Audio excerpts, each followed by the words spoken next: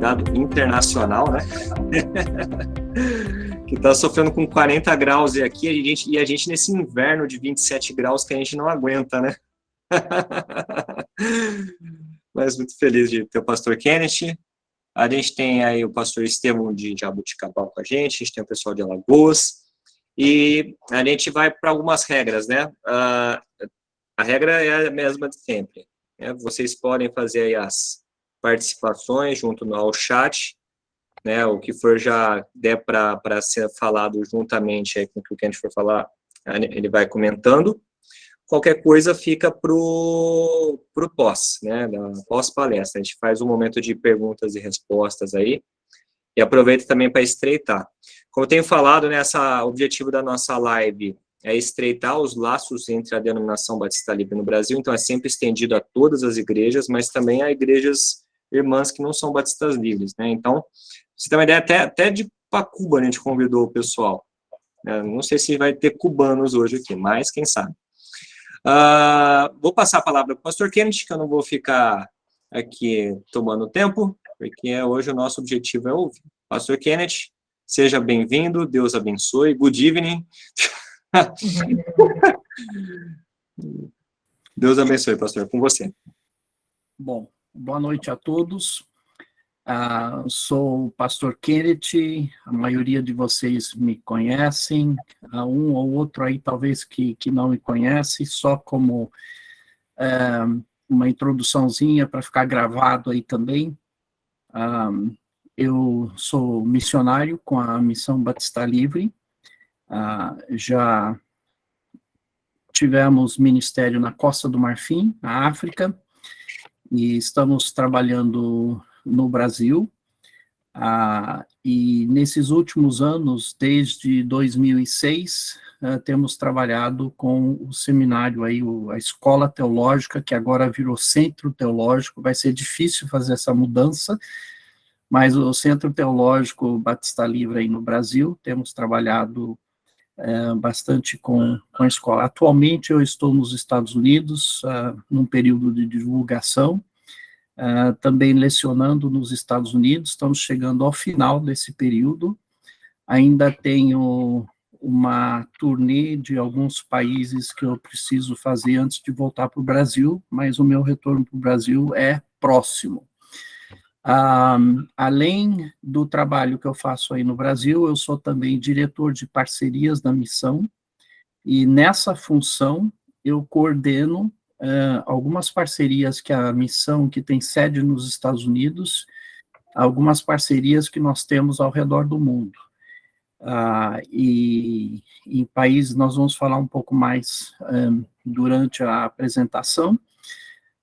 E então eu sou responsável pelos contatos, né, com essas parcerias, e as minhas viagens agora, nos próximos 2 meses, dizem respeito a essas parcerias antes de voltarmos para o Brasil. Tá, então, começando com a nossa apresentação de hoje, a nossa aula de hoje, a nossa live de hoje, que se chama Igreja em Missão, da Vizinhança aos Confins do Mundo. Eu vou, então, tentar compartilhar, mas agora eu vou compartilhar, e cadê? O negócio não aparece aqui. Sempre acontece disso, né? Tá tudo prontinho, tudo verificado, e depois chega na hora, não funciona. Pronto, acho que... Opa!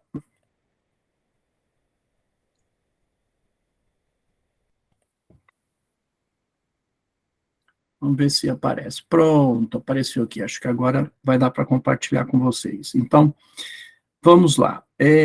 O assunto é Igreja em Missão, da Vizinhança até os confins do mundo. O esboço daquilo que nós vamos compartilhar, começamos a falar sobre algumas definições, em seguida vamos ver a base bíblica de missões, vamos falar um pouco sobre o estado da evangelização mundial, depois Batistas Livres e Missões, vamos falar da Igreja Batista Livre Brasileira e Missões, e terminar com alguns desafios.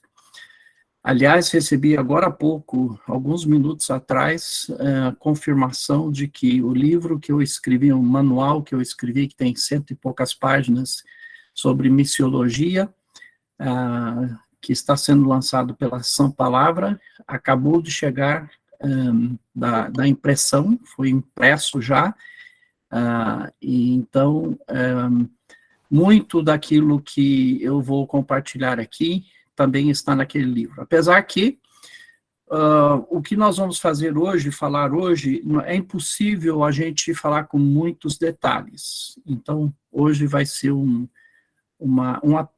apanhado só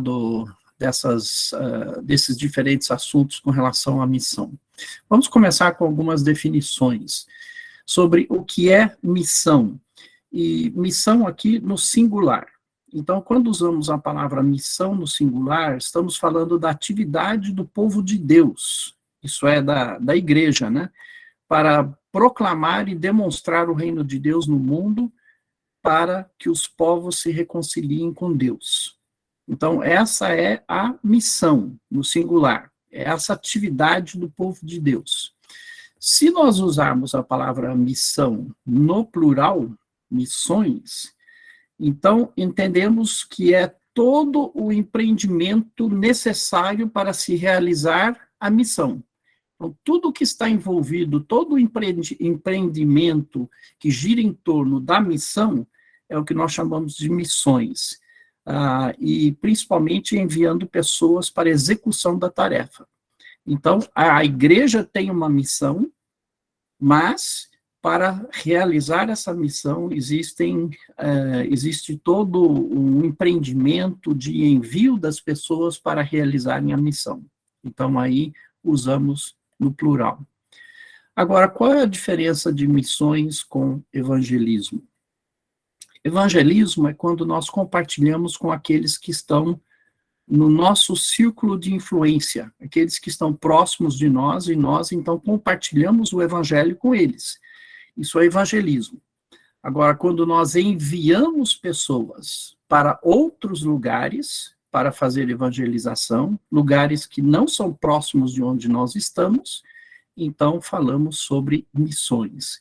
Então, a diferença é mais que evangelismo é próximo, é alguma coisa que nós podemos fazer diretamente, enquanto que missões fazemos através do envio de pessoas para lugares mais distantes. E estamos falando hoje sobre igreja em missão. A igreja em missão é quando a igreja está realmente realizando a sua tarefa de demonstrar o reino de Deus ao redor do mundo. Então, a igreja está cumprindo a sua missão, a igreja tem como objetivo realizar essa missão, então é uma igreja em missão. Então, só para esclarecer um pouco os termos que nós estamos usando. Vamos dar uma olhadinha na base bíblica de missões. Esse assunto é extenso, e ele existe não só em alguns poucos versículos do Novo Testamento. Essa ideia sobre o que Deus está fazendo no mundo e como ele está trazendo as pessoas para si, aparece na Bíblia toda, desde Gênesis até Apocalipse. Mas não vai dar para a gente analisar todos os livros da Bíblia e falar sobre todos os lugares onde nós enxergamos isso.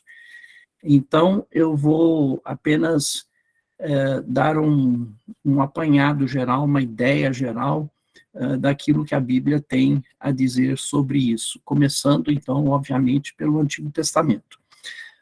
Todos os seres humanos no mundo, todos nós, de todas as épocas, nós somos pecadores e vivemos debaixo da condenação de Deus. No entanto, Deus ama a todos e ele deseja o arrependimento e a salvação de todos. O seu Espírito Santo trabalha justamente para convencer cada pessoa da sua necessidade espiritual. Mas Deus não obriga as pessoas a fazerem isso.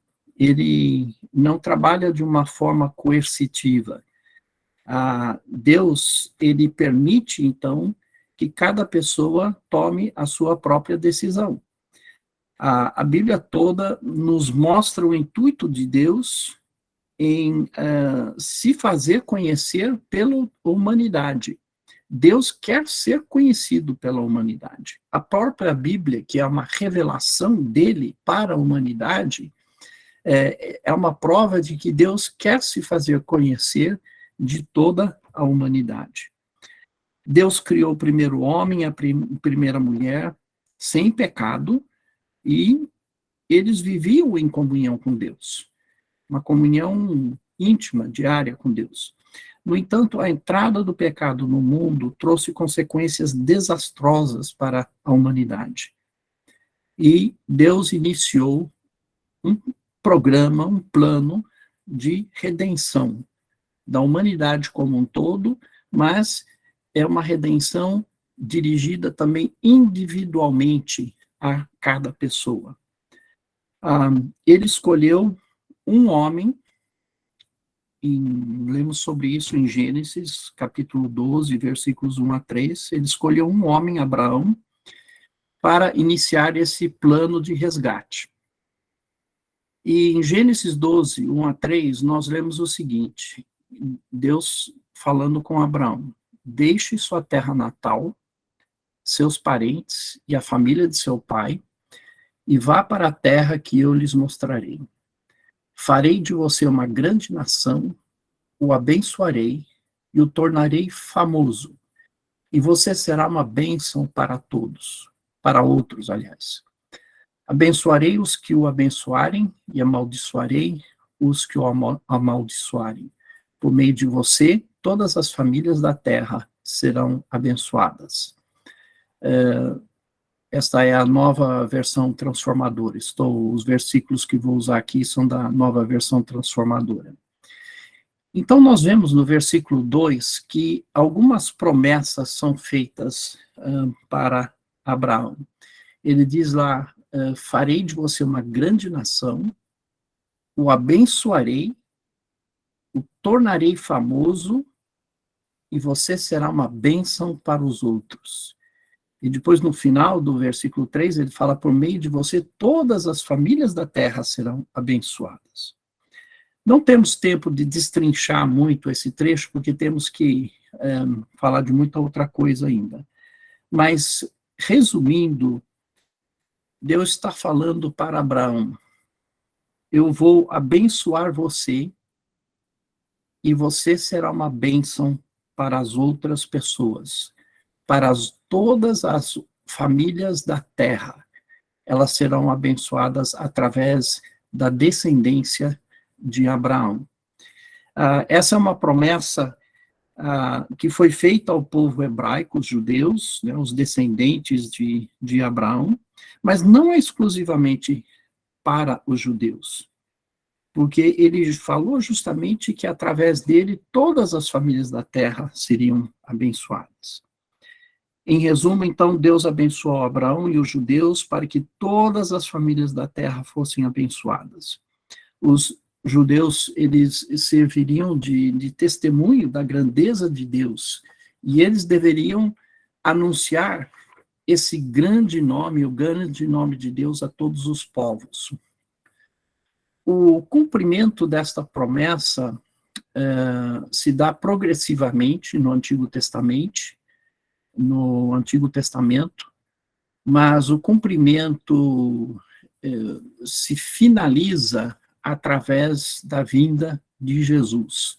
É com a vinda de Jesus, com a sua vida, a sua morte e a sua ressurreição, que nós vemos o cumprimento total disso aí, porque Jesus era descendente de Abraão, e através de Jesus, então, todas as famílias da terra seriam abençoadas. E esse termo famílias da terra deve ser entendida mais amplamente do que só como nós usamos a palavra família hoje, né? Aquele núcleo de pai, mãe e filhos, Aqui, famílias é um conceito mais estendido, mais no sentido de povos. Poderíamos, então, substituir essa palavra, todas as famílias da terra, por todos os povos da terra serão abençoados. Ok, aí chegamos, então, eu tenho que pular muita coisa do Antigo Testamento, essa é a parte mais importante que eu queria mencionar hoje, mas eu quero pular agora para o ministério de Jesus. Jesus veio, então, como cumprimento dessa promessa de que através de um descendente, ou da descendência de Abraão, todos os povos da terra seriam abençoados.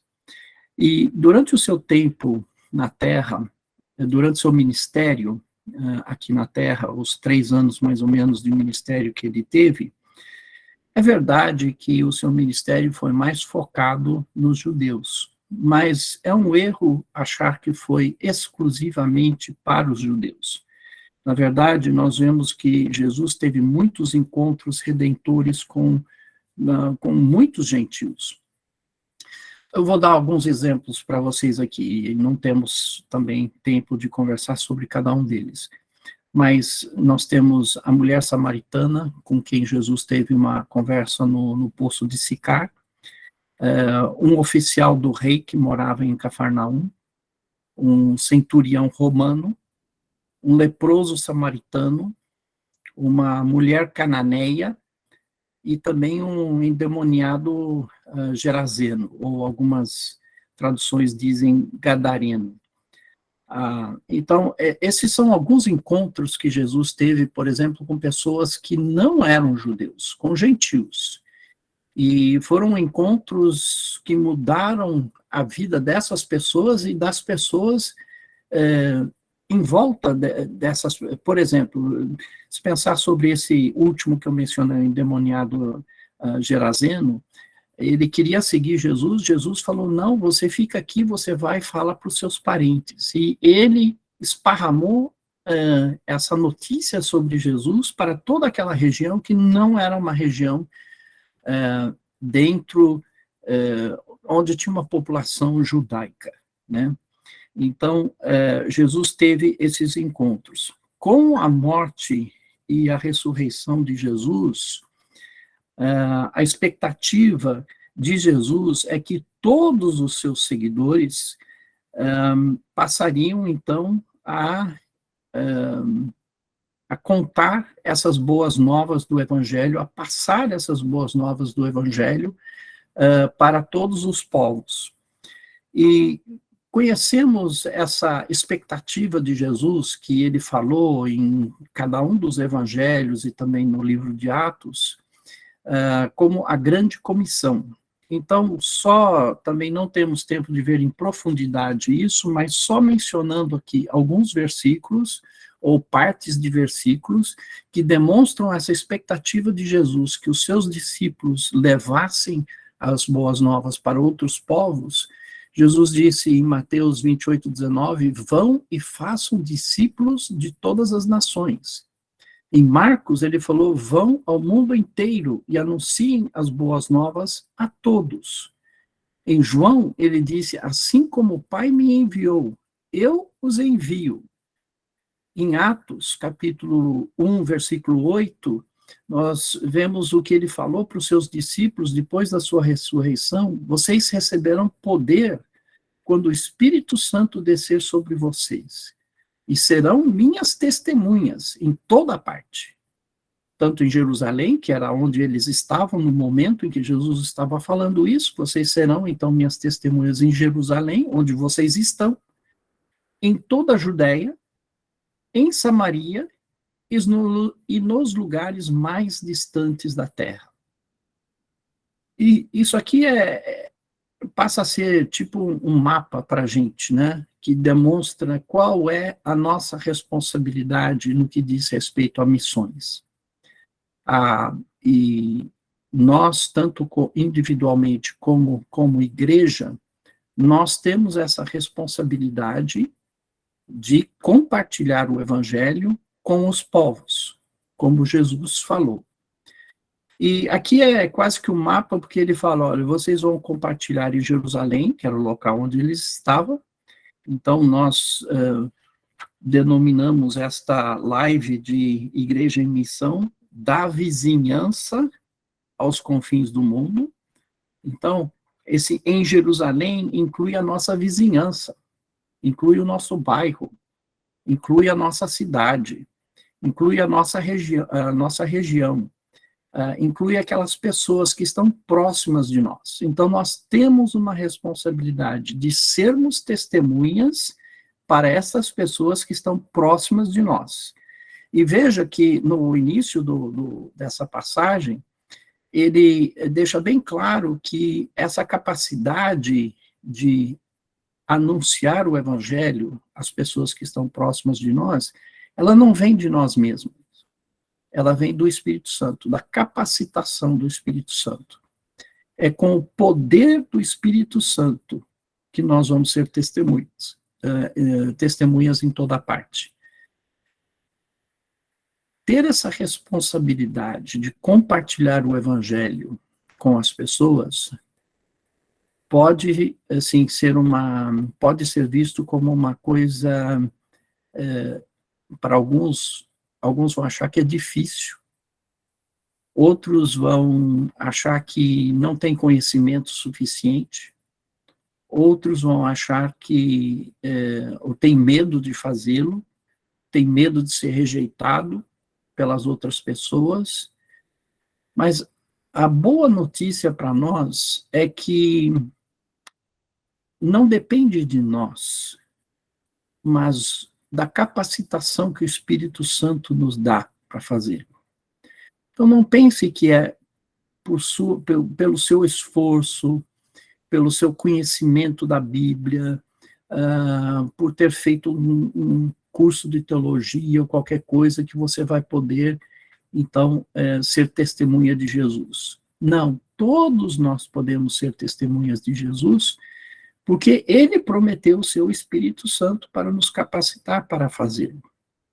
Então, todos temos essa responsabilidade de sermos testemunhas, primeiramente em Jerusalém, isso é, na nossa vizinhança, no nosso bairro, na nossa cidade. Em toda a Judéia. A Judéia era a região na qual ficava Jerusalém. Se formos pensar em termos de Brasil, podemos pensar em termos do estado onde nós estamos, né, onde fica a nossa cidade. Então, a nossa Judéia é o estado onde nós vivemos, dentro do qual está inserida a cidade onde nós moramos. Samaria era uma região próxima da Judéia, era uma região vizinha da Judéia. Então você poderia, se fôssemos fazer uma comparação, você poderia pensar na Samaria como sendo um outro estado do Brasil. Né, um estado talvez próximo de onde você mora, um pouco mais distante de onde você mora, mas pode pensar como sendo uma outra região um pouco mais longe do que o seu estado. E depois ele fala, e nos lugares mais distantes da terra. Então, a geografia, ela é abrangente. Desde o lugar onde nós nos encontramos, até o lugar mais distante, mais longe que estamos, está incluído nessa responsabilidade que nós temos em levar o evangelho.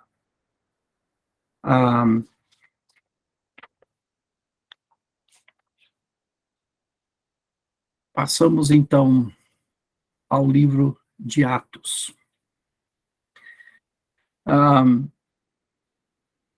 No livro de Atos, nós temos o relato de como o evangelho se espalhou rapidamente para várias partes do Império Romano, depois da ressurreição e da ascensão de Jesus, e que os discípulos começaram a colocar em ação essa grande comissão que Jesus tinha deixado para eles, nós vemos como o evangelho se esparramou rapidamente pelo Império Romano.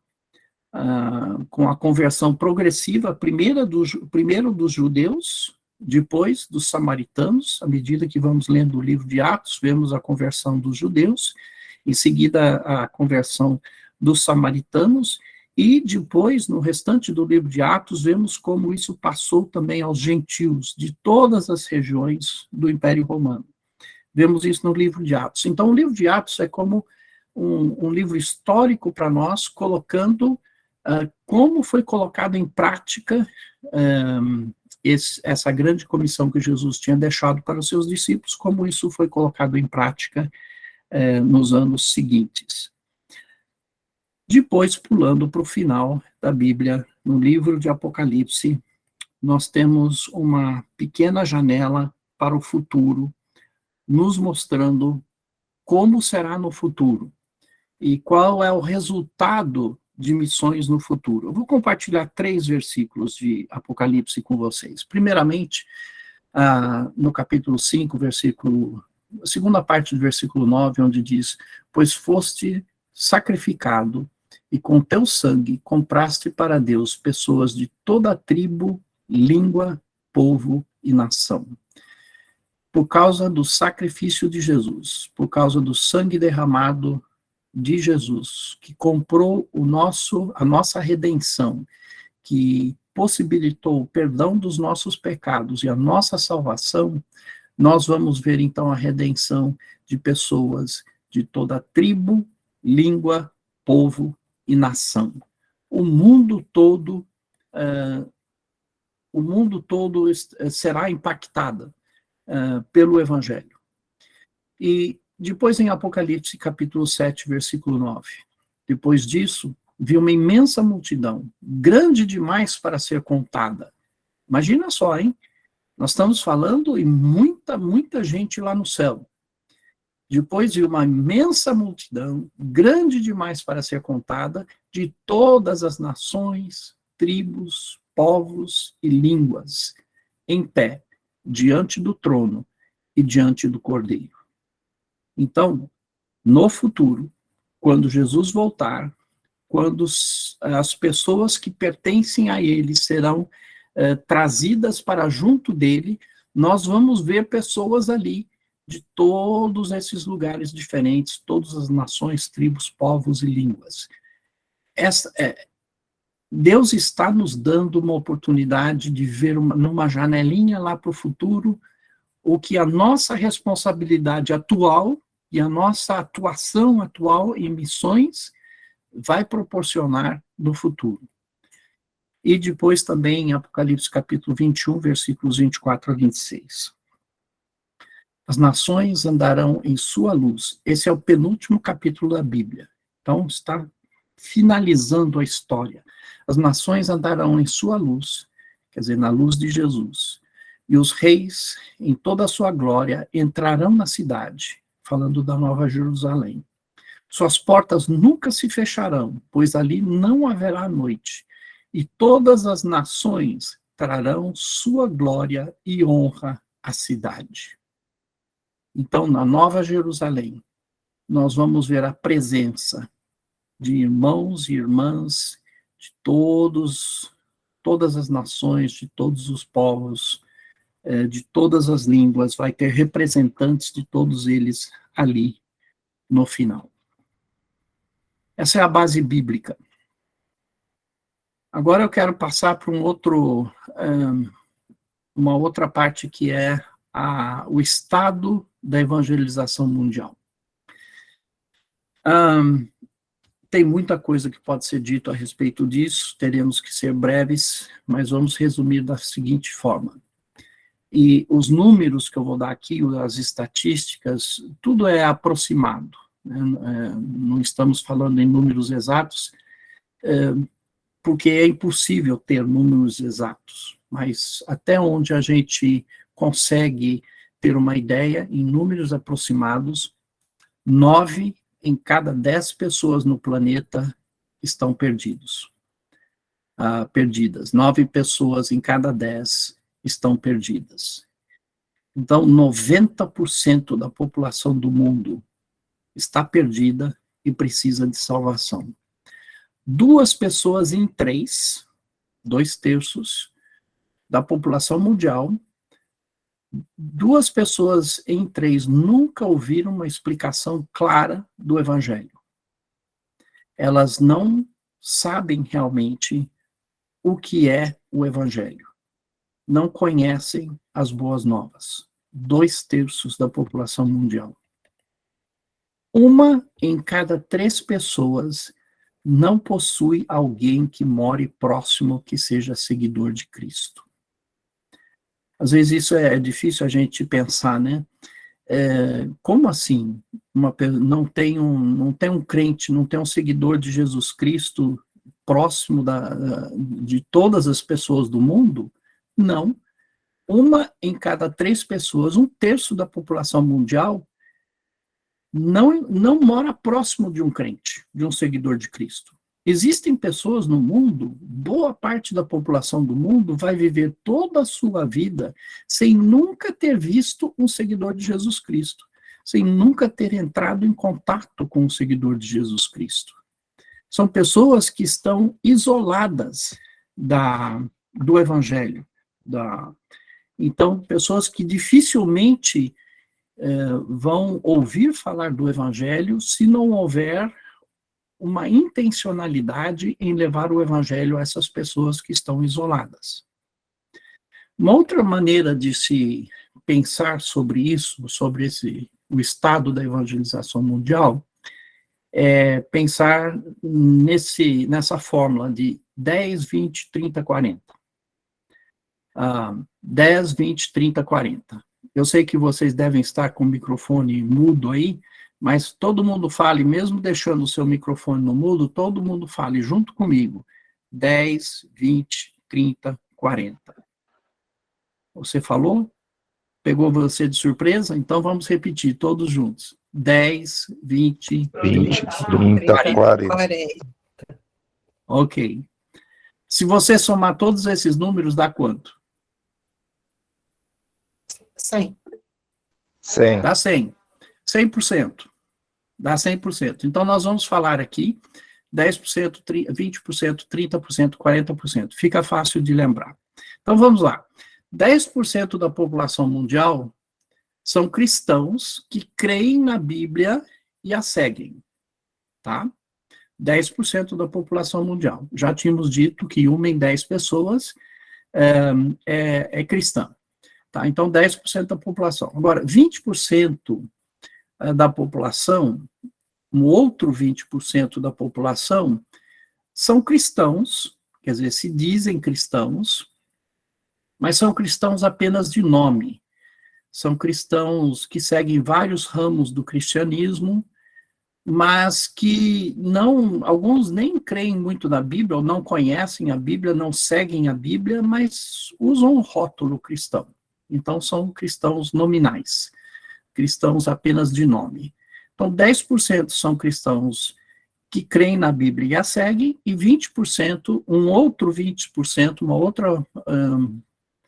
um outro conjunto de 20% da população que se dizem cristãos, mas são apenas cristãos de nome. E 30% da população mundial não são cristãos, mas eles vivem próximos de cristãos e têm uma cultura semelhante aos cristãos.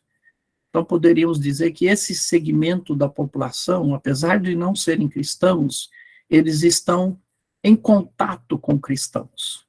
E eles têm oportunidade de ouvir o Evangelho, porque estão em contato com cristãos que creem, né, que creem no Senhor Jesus Cristo, creem na Bíblia e que seguem a Cristo. Então, são não cristãos, mas que vivem em contato com os cristãos, são mais fáceis de alcançar, porque estão próximos de nós. Agora, chegamos no 40%. 40% da população não são cristãos, mas eles vivem culturalmente separados dos cristãos. Ou porque estão longe geograficamente de onde vivem os cristãos, ou pode ser que estejam geograficamente próximos, mas estão culturalmente separados dos cristãos.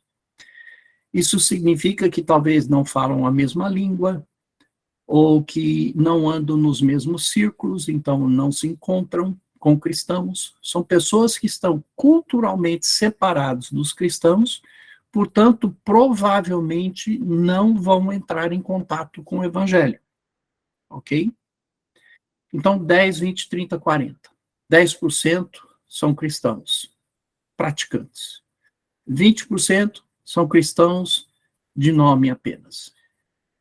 30% não são cristãos, mas vivem próximos aos cristãos, têm contato com os cristãos, falam a mesma língua dos cristãos, eles têm a oportunidade de ouvirem o evangelho.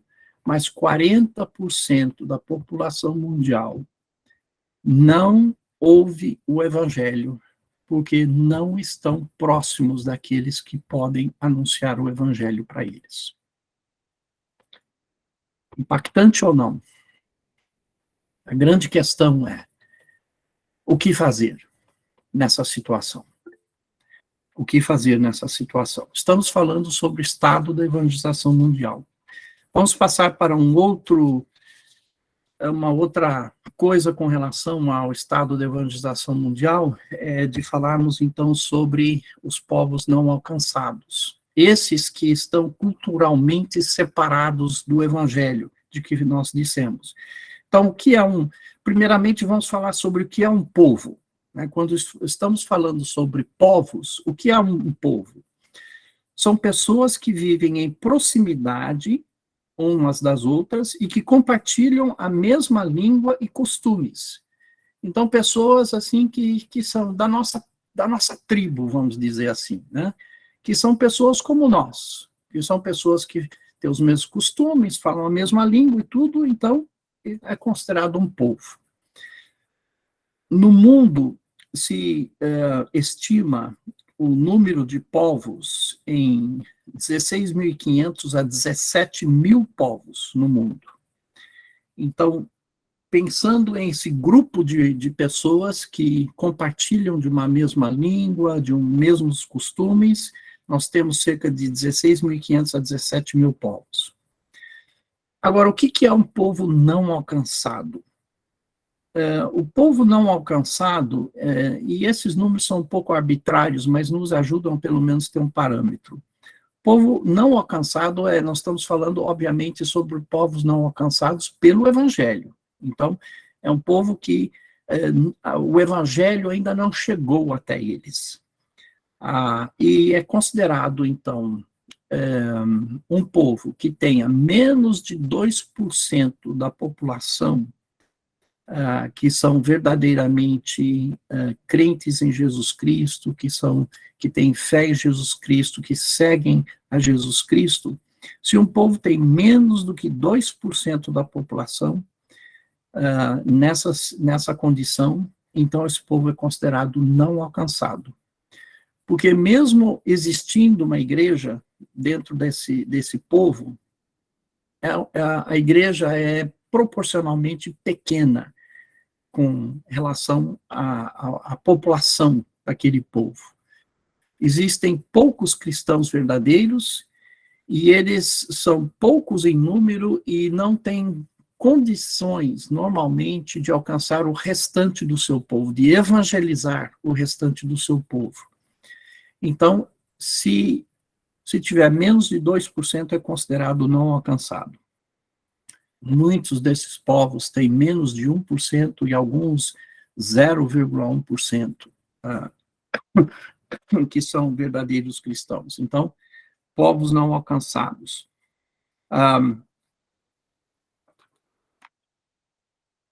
Calcula-se que exista mais ou menos 7.000 povos não alcançados no mundo hoje.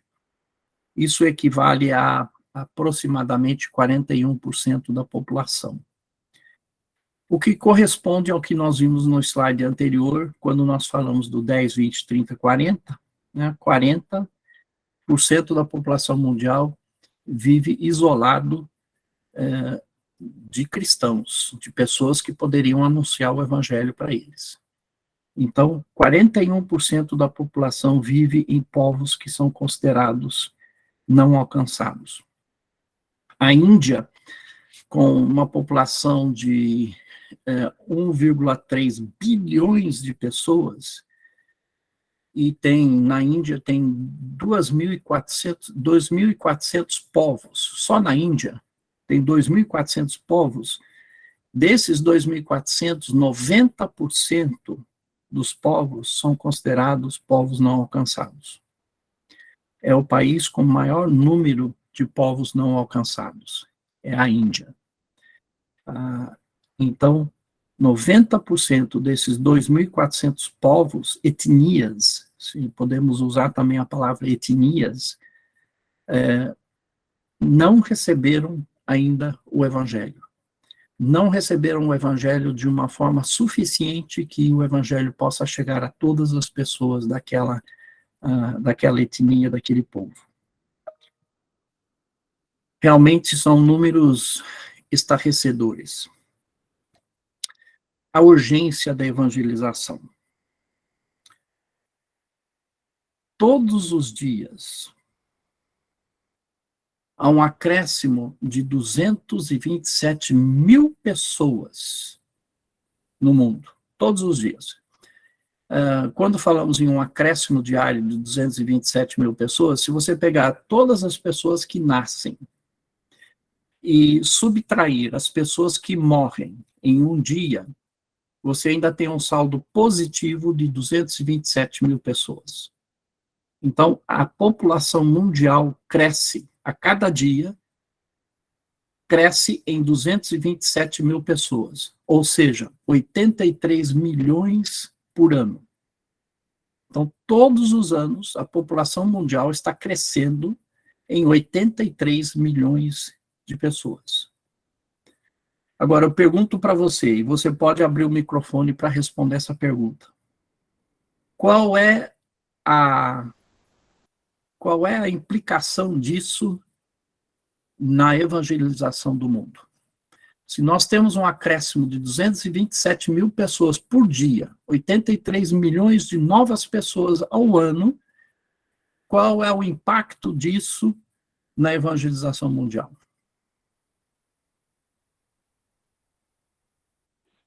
Não consegue acompanhar. Não consegue. Porque isso significa o quê? Nós não evangelizamos. Isso significa que a gente precisaria alcançar 227 mil pessoas por dia, só para ficar no 0 a 0. Só para ficar no 0 a 0 em relação a, vamos dizer, o nosso impacto na evangelização mundial, só para nós mantermos a mesma proporcionalidade, nós teríamos que alcançar com o evangelho, não significa que as pessoas precisariam necessariamente se converter, né? Mas nós teríamos que alcançar todos os dias 227 mil pessoas novas com o evangelho, só para ficar no 0 a 0. Vocês vejam a enormidade da tarefa. Enormidade da tarefa. Não só a enormidade da tarefa, mas a urgência. Porque cada dia que passa, a gente vai ficando mais para trás. Não podemos esperar. A gente tem que tratar do assunto, é urgente. E não só é urgente por causa do crescimento mundial, mas é urgente porque nós não sabemos quanto tempo nós temos. Nós não sabemos quando o Senhor Jesus Cristo voltará. Não sabemos quanto tempo nós temos. E também é urgente porque todos os dias estão morrendo milhares de pessoas. E para essas pessoas, elas não têm um dia a mais. Então, há uma urgência. A evangelização não está acompanhando o aumento da população mundial. Há mais pessoas no mundo hoje que não conhecem a Cristo do que em qualquer outro momento da história. Pense nisso. Há mais pessoas no mundo hoje que não conhecem a Cristo do que em qualquer outro momento da história. E isso só vai aumentando a cada dia. Então, a minha pergunta, e por enquanto é uma pergunta retórica, eu vou deixar só na pergunta para a gente discutir talvez um pouco mais no final, o que é que a igreja está fazendo face a essa situação? Se essa é o estado da evangelização mundial, o que é que a igreja está fazendo? E quando eu falo igreja, eu não estou falando só de uma igreja local, estou falando da igreja do Senhor Jesus Cristo de uma maneira geral. O que é que a igreja, de modo geral, está fazendo para fazer face a isso? Uma pergunta para a gente discutir. Anota aí, pastor Marcelo, anota essa pergunta aí, que depois a gente volta nisso aí, né? Anotado. Tá bom. Eu vou passar, então, para o próximo item do nosso esboço. Deixa eu voltar lá na apresentação.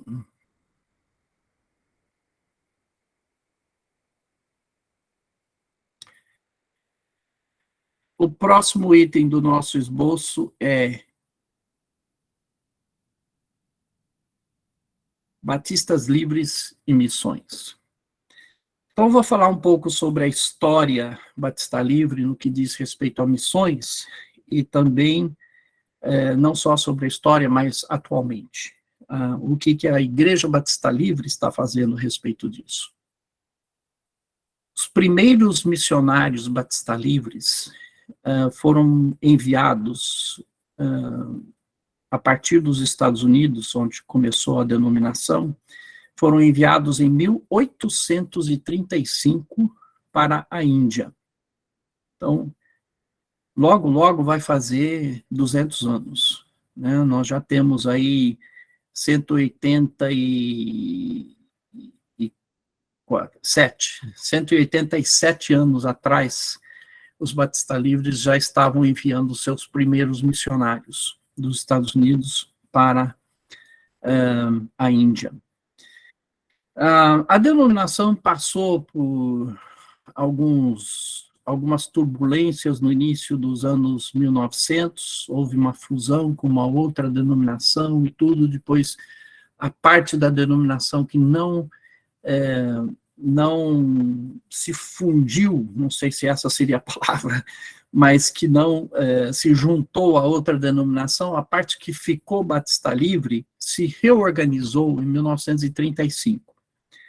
E naquele ano, então, de 1935, então 100 anos depois do envio dos primeiros missionários, a denominação se reorganizou em 1935, e naquele mesmo ano também mandou uma missionária para a Índia. Então, a denominação que existe hoje nos Estados Unidos, né, a Associação das Igrejas Batista Livres nos Estados Unidos, a atual associação enviou missionários desde 1935, o ano em que ela foi reorganizada. Desde então, os Batista Livres têm enviado missionários para vários lugares do mundo, praticamente todos os continentes. Eu vou só mencionar aqui, América Latina já se enviou missionários para México, Panamá, Cuba, Costa Rica, Equador, Venezuela, Brasil e Uruguai.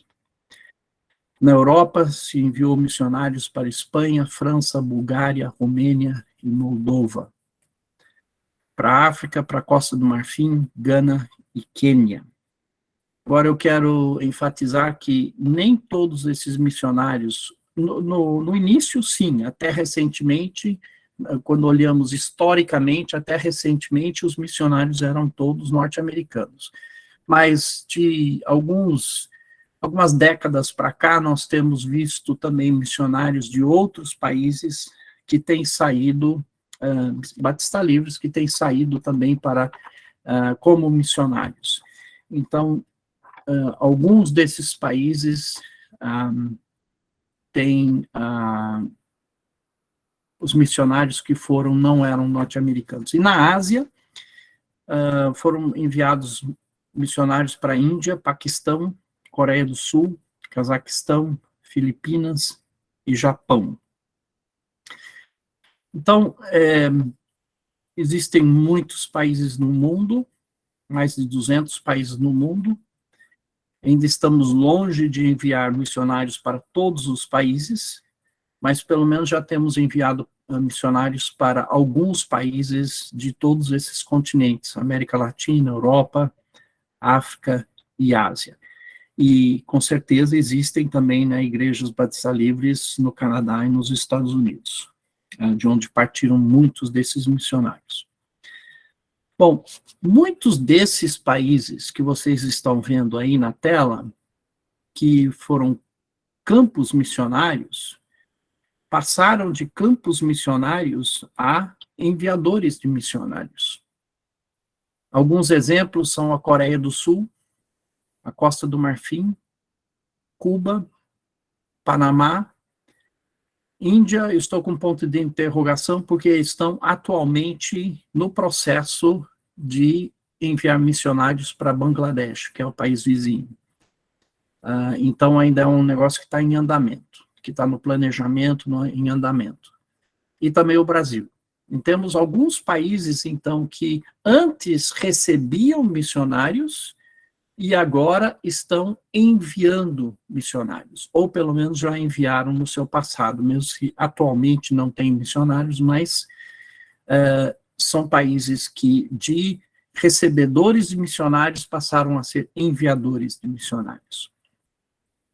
Em termos do que nós estamos fazendo como Batista Livres, além de enviarmos missionários e iniciarmos, né, plantarmos igrejas Batista Livres em vários países, nós estamos também trabalhando em parceria com outras organizações e agências ao redor do mundo, e que não são Batista Livres. Então, temos parcerias com algumas organizações que não são Batista Livres.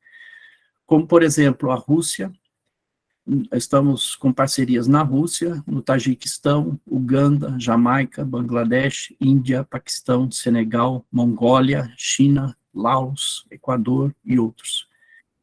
Alguns desses países aparecem duas vezes, aparecem como países aos quais nós enviamos missionários e aparecem também como países nos quais nós temos parcerias. E isso é porque temos as duas coisas. Temos igrejas Batista Livres, mas também temos parcerias com outros grupos que não são Batista Livres. E essa área de parcerias é, inclusive, a área na qual eu trabalho. Eu sou diretor de parcerias da missão e eu trabalho diretamente com um bom número desses países, supervisionando alguns projetos que nós temos em parceria com outras organizações nesses países.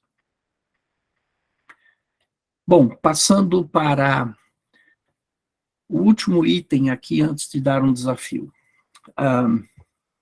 Isso tem a ver com a Igreja Batista Livre Brasileira e Missões. Eu vou voltar aqui um pouco. A Igreja Batista Livre Brasileira, atualmente, não tem nenhum missionário transcultural no campo. Porém, já teve vários.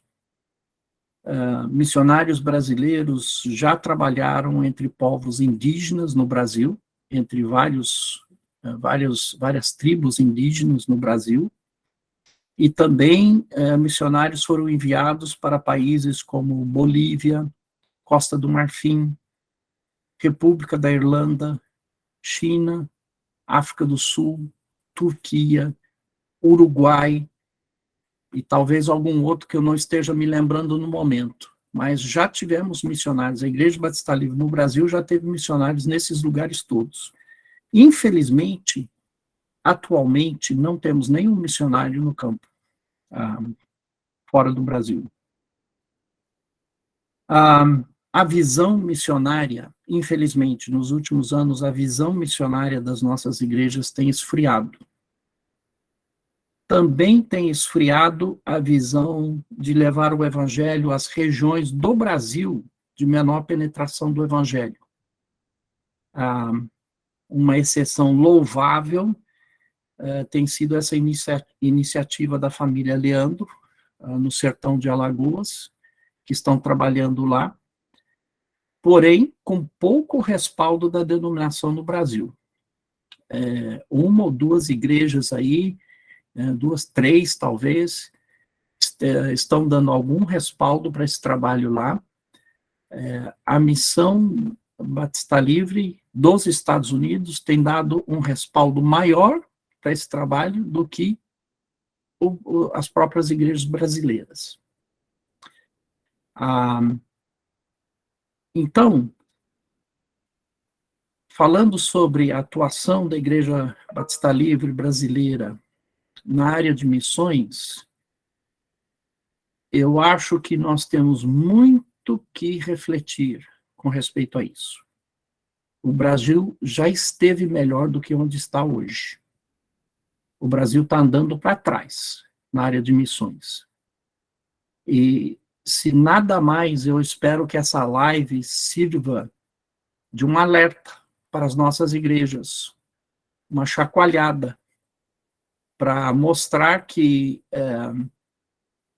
biblicamente, nós temos uma missão a cumprir, que a necessidade mundial ela é maior do que ela já esteve em qualquer outra época. No entanto, as nossas igrejas estão andando para trás nessa área de missões. Então, é uma área para nós refletirmos um pouco sobre isso, com relação a esse desafio, quando estamos falando em uma igreja em missão, do que nós estamos falando? Será que a nossa igreja está realmente em missão? Em todas as áreas, desde a nossa vizinhança até os confins da terra. A nossa igreja, e pensando mais sobre a sua igreja local, eu sei que temos várias igrejas locais representadas aqui, pense na sua igreja local. A sua igreja local está voltada para dentro de si mesma ou ela está voltada para fora? Como é que seria uma igreja voltada para fora? Uma igreja em missão?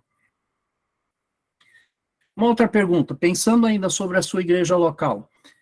As energias e os recursos da igreja são dirigidos mais para si mesma, né, para a igreja local, para as suas programações, as suas atividades internas, ou os recursos da igreja e as energias da igreja estão focadas em alcançar pessoas na comunidade, no país e no mundo?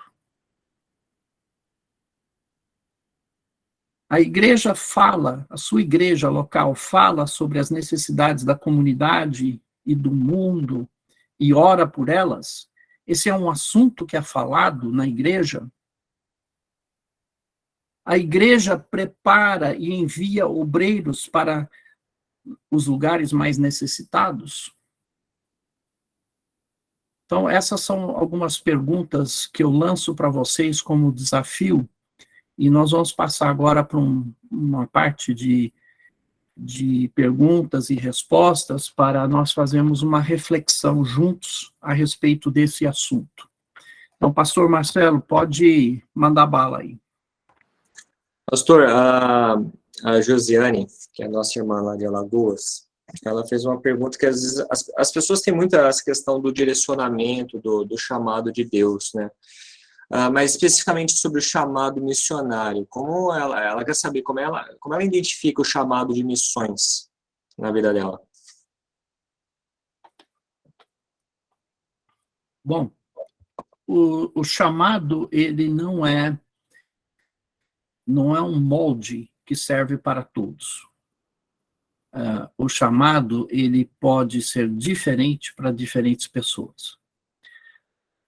É um erro nós pegarmos o chamado do apóstolo Paulo como o maior missionário, exemplo de missionário da Bíblia, né? Tirando Jesus, o maior exemplo de missionário da Bíblia é um erro nós pegarmos o chamado dele, que ele teve na estrada para Damasco, como sendo,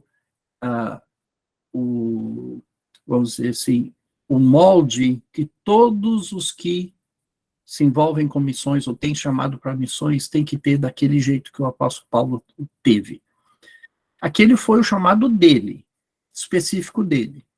Mas para cada um de nós é diferente.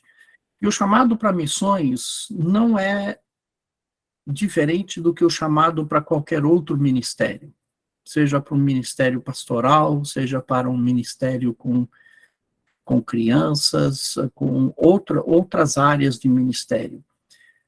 O chamado é uma convicção interna que nós cremos ser de Deus, quer dizer, no nosso viver com Deus, no nosso relacionamento com Deus, ele vai nos dando uma convicção interna daquilo que ele quer que a gente faça.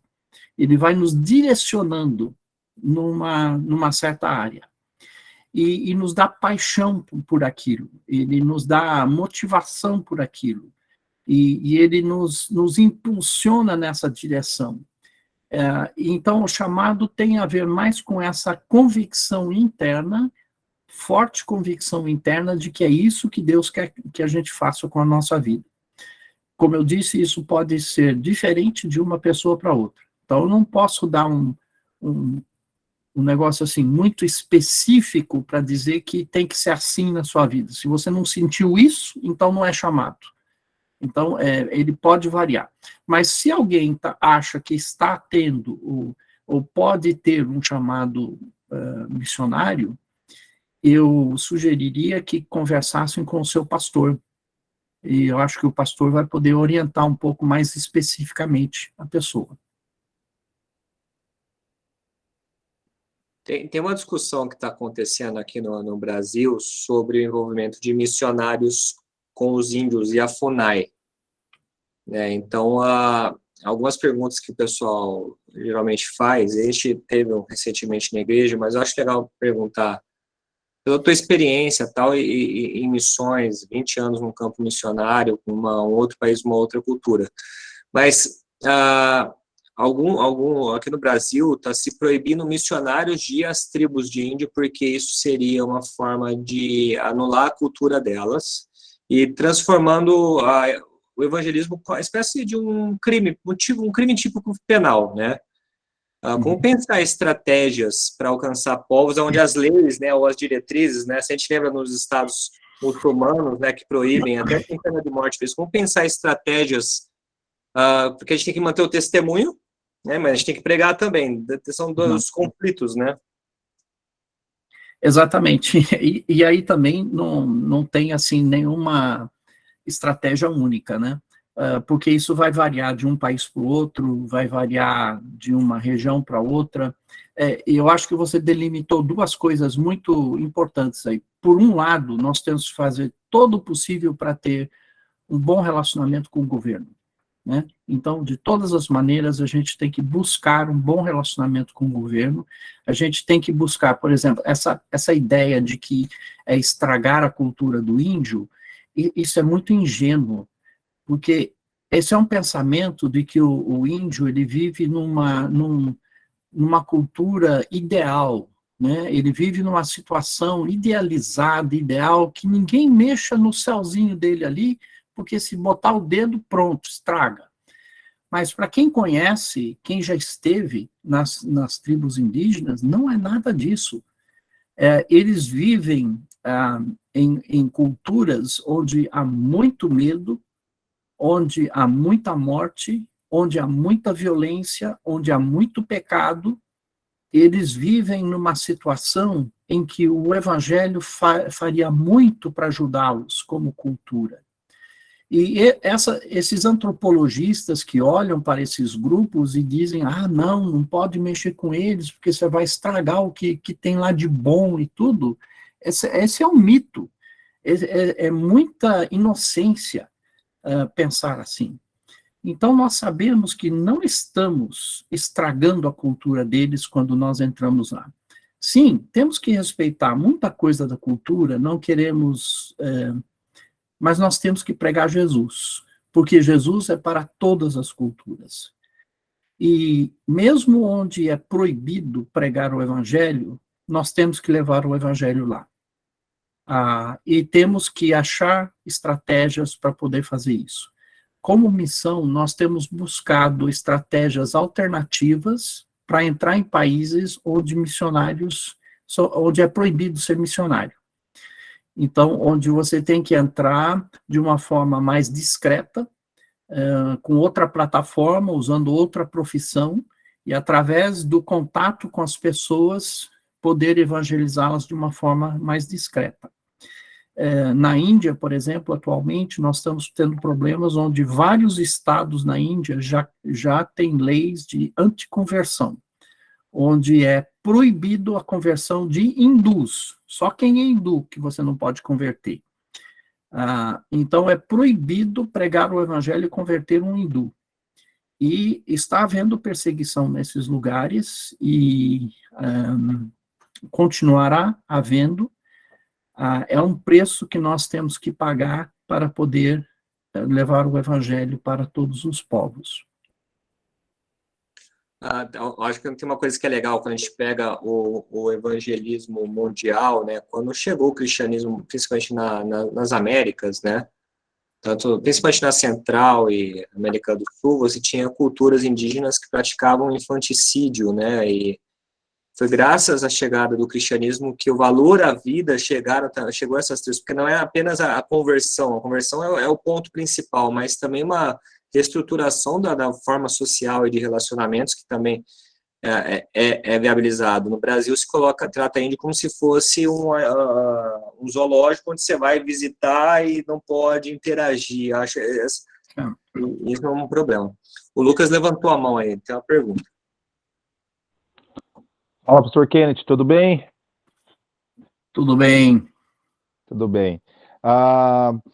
Eu sei que não tem uma resposta simples também, porque são vários fatores, mas dentre as coisas que no Brasil tem nos impedido de cumprir melhor a missão, o que o senhor nos indicaria como sendo a primeira coisa a ser rompida? Porque a gente trabalha na igreja, a gente sabe da falta de continuidade, do egoísmo, do secularismo, e muitas coisas que têm nos impedido, né, de manter o foco. A minha pergunta tem alguma coisa específica que nós podemos fazer hoje? Porque, assim, algumas pessoas querem falar assim, eu quero ajudar. Só que ficam pensando tanto, por exemplo, entre nossa denominação mesmo, a gente sempre reúne e fala assim, não, eu quero ajudar. Mas, assim, fica muito na ideia, né? Fica muito na intenção. E eu tenho falado para as pessoas assim, bom, você quer ajudar? Primeira coisa, tira dinheiro e manda, né? Porque às vezes, a gente tem um começo, né? Às vezes as pessoas ficam muito das ideias. Então, assim, tem alguma coisa que você acha que a gente poderia trabalhar imediatamente para romper com esse ciclo de preguiça e falta de compromisso? Certo. Eu acho que tem dois níveis isso, eu diria, Lucas. Primeiro, eu acho que, como denominação no Brasil, nós temos falhado em dar canais pelos quais as pessoas podem se envolver. Nós não temos oferecido coisas, falar, olha, isso está estruturado, você pode ajudar dessa forma, dessa forma, dessa forma. Então, eu acho que é um nível de liderança, nós temos falhado em não fornecer os canais necessários. Em segundo lugar, ao nível, assim, do membro da igreja que quer fazer alguma coisa, e mesmo que e mesmo que seja mostrado como pode ajudar, né? Duas grandes barreiras, eu acho, que existem para um maior envolvimento da igreja. Um deles nós temos criado uma cultura de egoísmo, nós somos egocêntricos. Estamos sempre pensando em nós mesmos e pensamos muito pouco nos outros. E isso tem que ser rompido. É contracultural, porque a nossa cultura nos leva a isso. É contra a natureza humana também, porque a natureza humana nos leva a sermos egoístas. Mas pensar mais no outro. E, em segundo lugar, eu acho que o materialismo, que também vai muito de mão dada aí com o egoísmo, o materialismo, sempre aquela busca pelas coisas, E isso nos leva sempre a não ter essa generosidade de abrir mão de uma parte daquilo que nós temos para ajudar os outros. Esse materialismo também nos leva ao endividamento. Então, quando estamos endividados, não temos essa liberdade de fazer alguma coisa. Nós estamos presos, nós estamos escravos ao endividamento. Então, não temos a possibilidade de contribuir financeiramente. Então, contribuir financeiramente é uma via, mas eu acho que também encorajar e planejar algumas visitas a alguns lugares onde há necessidades, isso sempre aumenta mais a consciência da necessidade. Então, esses são alguns meios que eu acho que nós podemos fazer. Primeiro, a liderança precisa ver isso a nível de ABAL, a liderança precisa conversar sobre isso, criar sistemas, criar canais pelas quais as pessoas podem se envolver, ou fazendo alguma coisa com as mãos, ou então contribuindo, precisa ter esses canais pelos quais as pessoas podem se plugar naquilo que já está no sistema, né? Muito obrigado. Pessoal, vocês têm mais perguntas? Porque eu tenho duas aqui. Uma envolve a experiência do Kenneth na Costa do Marfim e uma outra envolve a Igreja Brasileira. Alguém tem perguntas para ele? Porque senão eu vou acabar tendo um monopólio aqui. O Estevão falou que a gente precisa fazer viagens missionárias com os nossos jovens. Concordo. Ver outras realidades. Sim. Já andamos fazendo algumas viagens, né? Eu ajudei a organizar 2 viagens para o Uruguai, uma com jovens há muitos, acho que foi 2009, depois outra foi em 2019. Nós fomos aí com o Tini e a Lia, estávamos achando que mais pessoas iriam, mas acabamos indo só nós 4, e também fomos lá para Alagoas. Eu sei que outros também já fizeram algumas viagens, o pessoal lá de Jaboticabal, de Ribeirão Preto, também já foram até o Uruguai, já foram até alguns outros lugares. Eu acho que nós precisamos envolver mais, e como foi mencionado, os jovens, porque é justamente nessas oportunidades onde os olhos deles são abertos, cria um solo fértil no qual o Espírito Santo pode chamá-los para missões. Como nós temos os E-Teams, que vêm com jovens dos Estados Unidos, e através dessas visitas, nós temos, não só para o Brasil, mas para outros lugares, nós temos recrutado a maior parte dos nossos missionários atuais, vem dessas viagens, onde os jovens, então, veem uma outra realidade e têm oportunidade de ter uma interação transcultural. Ok, você sabe que uma das maiores questões que a gente tem no Brasil é a crise do despertamento missionário e vocacional em geral entre os jovens, né? Então, é um grande desafio. Se a gente criasse grupos, é uma boa oportunidade para eles conhecerem outras realidades, principalmente outros povos e culturas que carecem do evangelho. E aí tem uma pergunta aqui que pediram para eu fazer, que envolve o Brasil, no sentido que o Brasil é um país que já é evangelizado, mas está com um número absurdamente grande de desigrejados. Então, assim, em 2011 era 4 milhões, e parece que esse número aí já está elevado em 3 vezes, né? A pergunta é, como você falou que começa pela vizinhança, né, a nossa vizinhança está espiritualmente doente, e às vezes por um evangelho, uma distorção do evangelho. Como reevangelizar desigrejados?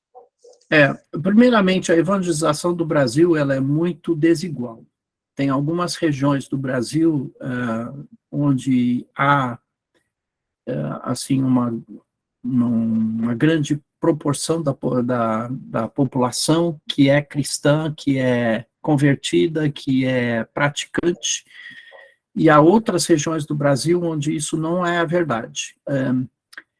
Se a gente olhar as estatísticas, tem duas regiões do Brasil que são mais necessitadas. Primeiro é o sertão nordestino.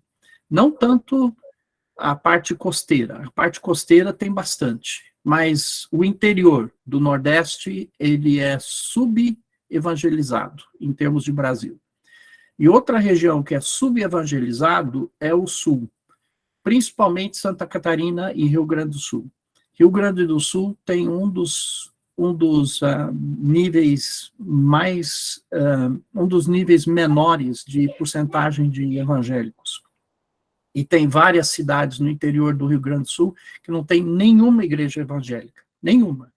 Nem Assembleia de Deus, que está em todo lugar, não tem nem Assembleia de Deus. Então, tem partes do Brasil que ainda precisam de ser evangelizados. Nós precisamos achar esses lugares onde há uma necessidade maior e concentrar nesses lugares. Então, tem isso. Sim, quanto aos desigrejados, é também uma evangelização um pouco mais especializada, porque há segmentos da população que necessitam de evangelização, né? Tem uma necessidade maior de evangelização, mas alguns desses segmentos necessitam um preparo melhor para poder alcançá-los. E outra coisa que é muito negligenciado no Brasil é a evangelização entre imigrantes. A gente tem tendência de não pensar muito no Brasil como um país que recebe imigrantes, mas o Brasil tem recebido bastante imigrantes. O Brasil tem recebido muitos venezuelanos, tem recebido muitos do Haiti, o Brasil tem recebido naquela região sul, ali perto de Foz do Iguaçu e por ali, tem muito muçulmano naquela região, que tem alguns que estão fazendo evangelização, mas ainda é muito pouco comparado com a necessidade. Existe uma necessidade agora com alguns refugiados que estão vindo de outras partes do mundo também, que estão começando a chegar no Brasil. Já houve da guerra da Síria, afegãos, alguns talvez ucranianos que estejam chegando, né? Pessoas que vêm de lugares com muitos problemas estão chegando no Brasil e, infelizmente, são povos esquecidos em termos de evangelização.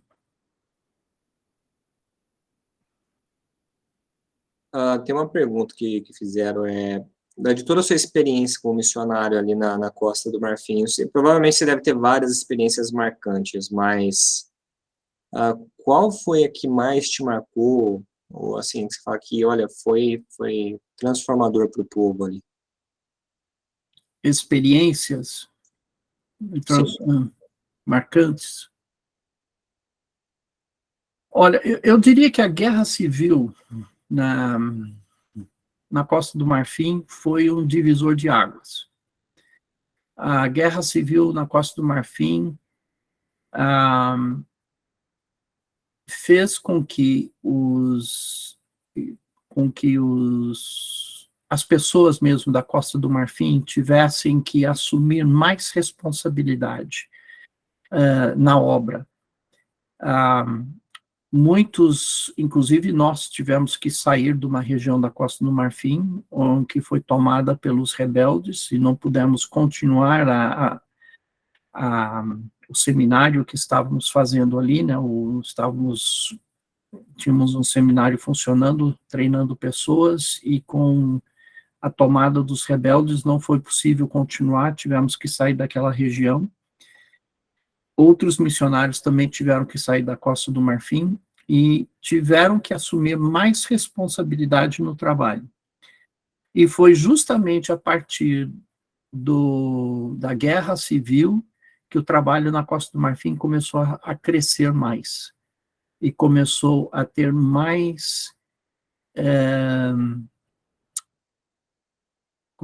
começaram a assumir mais responsabilidade na parte da liderança da igreja. Então, uma coisa que normalmente a gente pensaria como sendo uma coisa ruim, né, a guerra civil, pelo menos para a Igreja Batista Livre, acabou sendo uma bênção disfarçada, mas uma bênção, porque a igreja realmente cresceu, começou a crescer mais rapidamente a partir dali. E eles mesmos começaram a formar os seus próprios líderes a partir dali.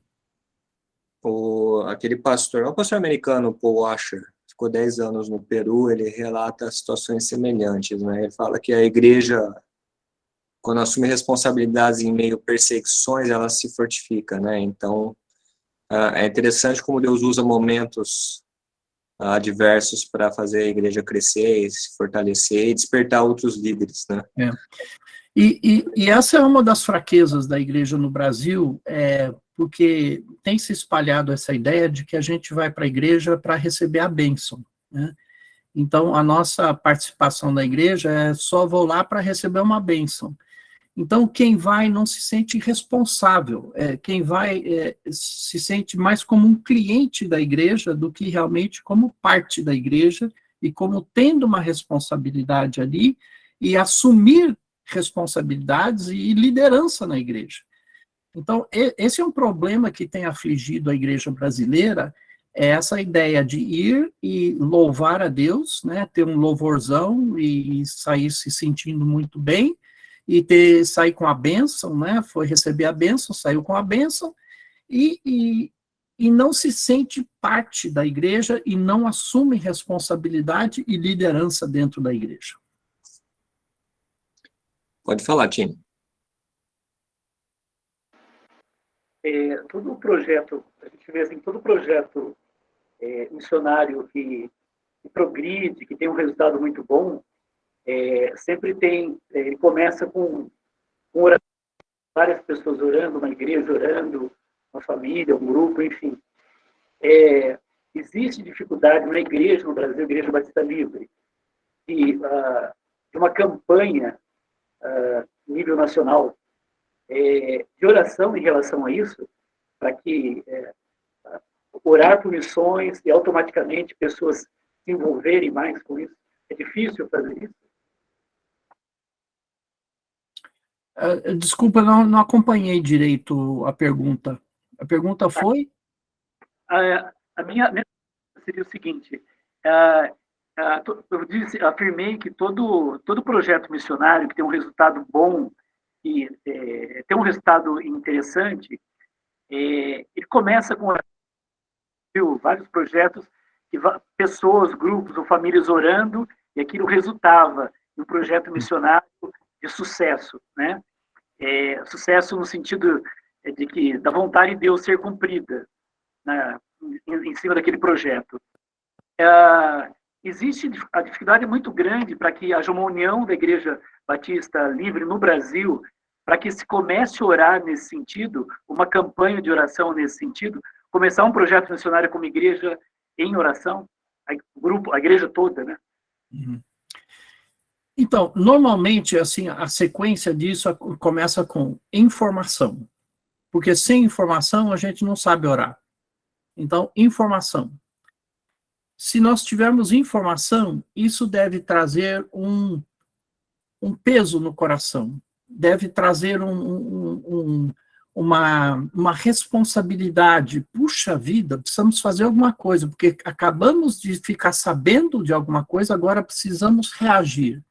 Então, se nós temos a informação, nós temos, então, a paixão por aquilo, aí nós vamos orar de uma forma informada e orar de maneira apaixonada pelas almas que ainda precisam ouvir do Evangelho.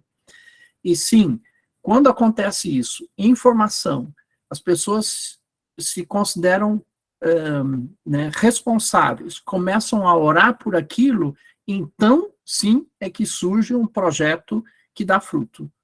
Então, se a motivação for outra, se a motivação for, né, eu vou dar 100 mil reais aí, só para aparecer, isso não vai dar muito fruto, e não dura, isso não é duradouro. se a gente faz para parecer, não vai durar. Se a gente fizer viagens missionárias só para ter aventura, né, um turismo religioso, também isso não dá fruto. Ele tem que nascer dessa ideia de informação, ter um peso no coração, a paixão pelas almas, oração que leva à ação. O pastor Kenneth, o senhor estava falando de informação, o Antônio e a Josiane, né, Josi de Alagoas, Antônio veio da Bahia, eles deram informações que o povo lá é carente de evangelismo e muito apegado a tradições, por isso que seria bom a gente criar um grupo, né, não é o que você falou, não fazer turismo religioso até mesmo para alívio da consciência, né, o pessoal, vou fazer... vou lá conhecer e fiz minha parte, né? Como se tivesse quitado a sua dívida com Deus. Quer dizer, é isso que a gente vê, muitas pessoas fazendo um turismo religioso mais para livre de consciência do que tendo noção da necessidade de salvar almas. Isso. Foi o primeiro que o senhor começou falando, né? O Bruno, vou falar, sua pergunta vai ser a última. Tem uma pergunta grande aqui no chat, pastor, vou ler para você aqui, ó. Pastor Kenneth, a minha impressão é que geralmente as missões começam em grupos e pessoas mais carentes e de pouca instrução. Em grupos. E pessoas mais carentes de pouca instrução, existe alguma estratégia para alcance de pessoas que têm um nível maior de erudição, com um grau de instrução melhor, que causa um processo de discussão maior a respeito da veracidade de Cristo e das Escrituras? Sim. Existe essa má compreensão de que missões é só para os pobres, né? Só para os miseráveis, para os pobres, isso, aquilo, outro. De uma certa forma, dá para entender isso, porque a pobreza mundial, ela é enorme. Então, existe uma proporção enorme da população mundial que vive em pobreza extrema. Então, dá para entender isso. As pessoas precisam do evangelho, mas também precisam de ajuda de outras maneiras também. No entanto, um dos segmentos mais desprezados na evangelização são os ricos. As pessoas com grande instrução e com bastante dinheiro. Às vezes é porque nós não temos muito acesso a essas pessoas. Mas as pessoas que conhecem a Cristo, que vivem numa classe social, socioeconômica mais alta, elas geralmente têm mais acesso a essas pessoas de nível mais alto. Outra razão é porque quando vamos supor que você vai evangelizar professores de universidade, né, que tem um alto grau de educação, né, de escolarização, pelo menos. Não sei se são educados, mas que tem bastante escolaridade, vamos dizer assim. Então, você vai conversar com eles, e eles vêm com bastante argumentos mais da área intelectual e tudo, que muitos cristãos não sabem responder aquilo que eles têm a dizer. Então, exige um preparo. Por isso que eu falei agora há pouco que para certos segmentos, exige um preparo maior para você poder evangelizar essas pessoas. Você precisa ter um preparo na área da apologética, conhecer mais os argumentos que eles têm. Então, você tem que estudar a pessoa o grupo de pessoas, né, o povo, o segmento que você está evangelizando. Estudar aquele segmento e ter estratégias para alcançar aquele segmento. E exige um pouco mais de preparação. E algumas pessoas não querem ter o trabalho de se preparar dessa forma. Então, acabam sendo segmentos um pouco marginalizados.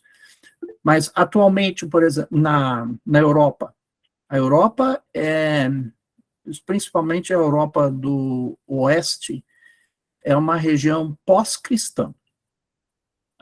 E é uma região muito resistente ao evangelho. E para você poder alcançar os europeus, você precisa ter um preparo, um melhor preparo na área de apologética, porque vai ser constante que você vai ter que defender a fé. E sem esse preparo apologético é muito difícil de alcançar os europeus. Então, muitos dos nossos missionários que estão indo para lá estão fazendo cursos de apologética, estão se preparando nessa área de apologética para poder evangelizar pessoas, europeus. As igrejas na Europa, a maior parte das igrejas na Europa, a maioria dos que frequentam a igreja são imigrantes, não são europeus. São de outros lugares que vêm para a Europa e acabam se congregando lá porque já vieram como cristãos ou se convertem na Europa, mas que são de outros países. Os europeus mesmo dificilmente se convertem. Eu posso só complementar uma informação, Kenneth, sobre isso, da área da apologética? Quando a gente está na questão, pelo menos é o que eu leio, né, quando você vai lidar com europeus que são altamente instruídos, eles não aceitam também autores que sejam estrangeiros. Além disso, você tem que fazer uma apologética voltada com autores do oeste europeu, principalmente que eles têm um fascínio muito grande pelas universidades lá, né, principalmente de Oxford.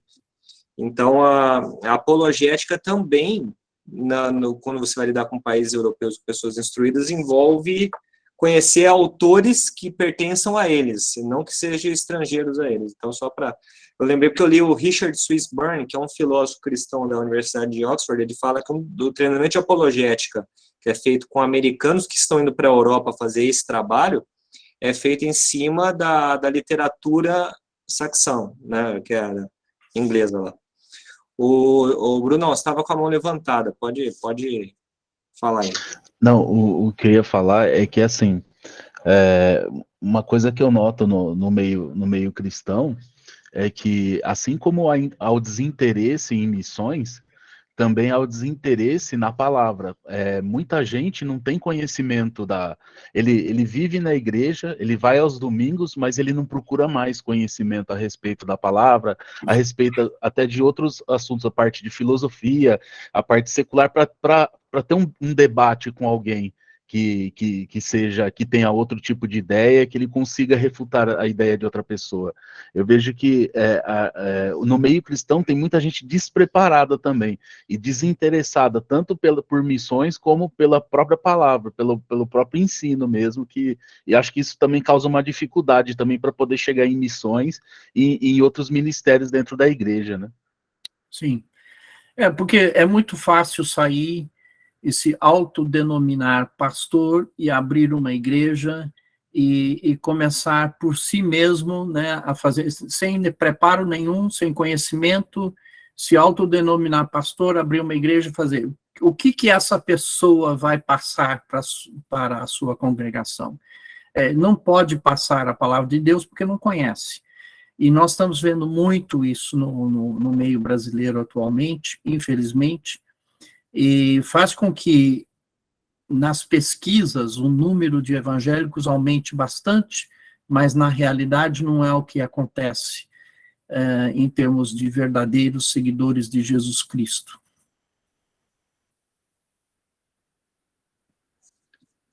Pessoal, nós vamos encerrar. Quero agradecer imensamente ao pastor Kenneth. Pastor, a gente está morrendo de saudade. Quero agradecer a disponibilidade, quero agradecer pelo conteúdo. E, gente, vamos divulgar as nossas lives, porque, principalmente essa questão de missões, porque isso é uma das estruturas da igreja, de ser igreja. Né? Pensar em missões, em tudo aquilo que significa fazer missões. E aí, pastor, eu vou mandar esse vídeo para o pessoal da BAL, falar, vocês não estiveram lá, agora assistam, porque a gente tem vários desafios importantes como igreja brasileira, e a gente precisa ouvir essas verdades, né? A gente achar que está tudo bem quando não está é cômodo para nós, né? Mas não reflete a realidade do reino. Então, eu agradeço imensamente pela tua participação, espero vê-lo em breve. É outubro, né? Sim, dia 1º eu devo chegar aí. Olha que bênção. E a gente vai encerrar com uma oração. Eu vou pedir para o Tiniel. Tiniel, ora para a gente, por favor, para a gente. Pai querido, obrigado, Senhor Deus. Queremos te louvar, Senhor Deus, porque a missão é tão grande, e aos nossos olhos parece impossível, mas a missão é tua, nós somos apenas servos e queremos o Senhor nos dar a oportunidade de participar dessa missão. Obrigado por isso, Senhor Deus, pela sua grandeza, e obrigado, Senhor Deus, porque mesmo com dificuldades, o Senhor tem levantado servos do mundo todo, pessoas do mundo todo, Senhor Deus, para que o Evangelho alcance alguns povos de difícil acesso, Senhor Deus. Eu quero pedir, Senhor Deus, que tu venha, pedimos como igreja, essa é com certeza a vontade de nós, Senhor Deus, que o Senhor incomode o coração da igreja, a igreja aqui no Brasil, Senhor Deus, no mundo todo, mas para que se desperte, a igreja seja despertada para nessa necessidade, pela responsabilidade que nós temos, Senhor Deus, de cumprir essa missão, que é a missão da tua igreja, Senhor Deus. E tira os nossos olhos para o nosso umbigo, para nós mesmos, Senhor Deus, e possamos ter um olhar de Cristo, Senhor Deus, ter os olhos de Cristo. E obrigado, Senhor Deus, pela vida de cada um aqui, do grupo, Senhor Deus, obrigado pela vida do pastor Kennedy, dos nossos pastores, nossos líderes, Senhor Deus, e, Senhor Deus, que o que eles nos, Deus, como hoje foi passado, não fique apenas na palavra, na emoção, mas que incomode o nosso coração, Senhor Deus, para que possamos agir de alguma forma. E, Senhor Deus, que todos, Senhor Deus, todos nós tenhamos a importância também de se conscientizar. E não se trata de nós, se trata de Cristo, do Senhor e a missão. Então, que o Senhor cresça e nós diminuamos, Senhor Deus. Que aprendamos a reconhecer quem nós somos, Senhor Deus, diante de Ti. E reconhecendo, sermos mais humildes, a obra por amor, Senhor Deus. Te agradeço por tudo e em nome de Jesus. Amém, Senhor. Amém. Pessoal, agradeço a presença de vocês aí, pessoal de Alagoas estava aí, tem gente do Uruguai, se não me engano, também. Pastor Kennedy, uma coisa a falar? Eu só queria agradecer o convite e a oportunidade para poder falar sobre esse assunto. Você é sempre bem-vindo